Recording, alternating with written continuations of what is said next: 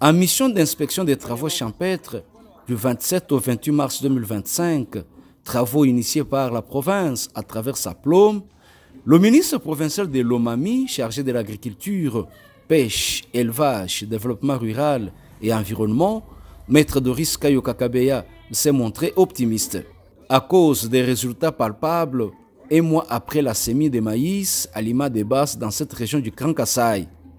Dans les groupements de Chilonda, territoire de Luilu, plus ou moins 72 hectares de maïs, variété mousse et 3 hectares de niébé. Dans les groupements d'Empoyo, territoire de Ngandangika, sa plombe a réalisé 60 hectares de maïs, mousse et la variété reçue du gouvernement central.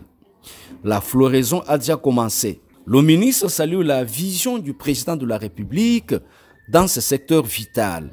La prépondérance du sol sur le sous-sol à Lomami est une réalité sous le leadership de Maître Iron Van Kalombo Moussoko, gouverneur de province, qui a créé sa plombe, une société provinciale qui est à pied d'œuvre. C'était dans le cadre d'une mission d'inspection pour voir ce que la société est en train de faire comme travail sur le terrain. C'est comme quelqu'un qui veut construire une maison où il est loin de l'endroit de la construction.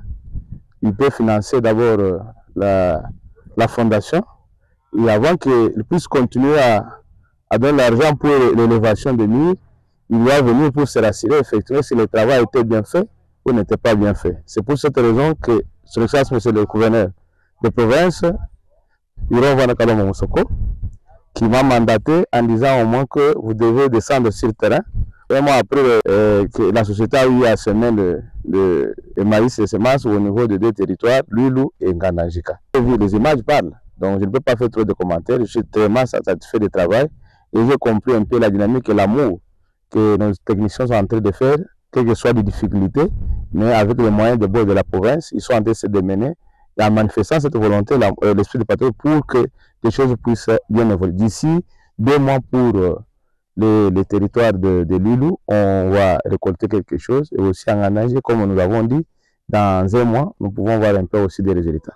Quant à la pêche, la province ambitionne de nourrir la population en poissons naturels. De nombreux étangs avec des espèces aquatiques longent la vallée de Cap-Tchouch en Ngandangika. Le ministre s'est rendu à l'évidence sous la pluie. En Ngandangika comme à Luilu, les populations se sont appropriées cet ambitieux projet et en remercient les visionnaires.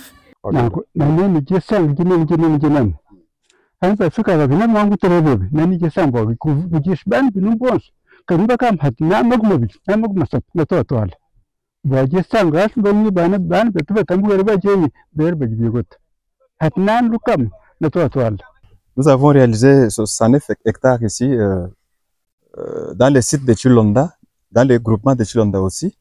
C'est une bonne initiative que nous sommes en train d'acclamer tous.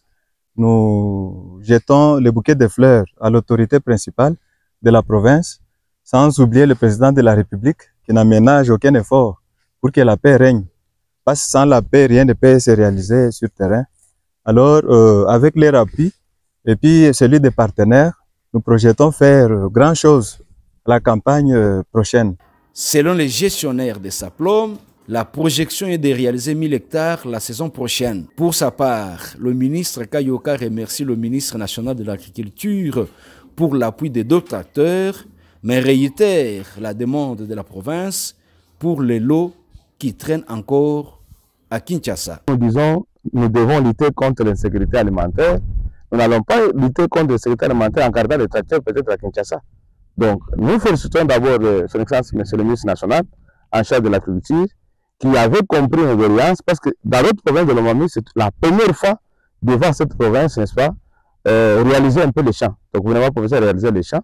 Et c'est avec aussi le soutien du ministre national qui s'est inscrit aussi dans la logique d'accompagner les choses de l'État.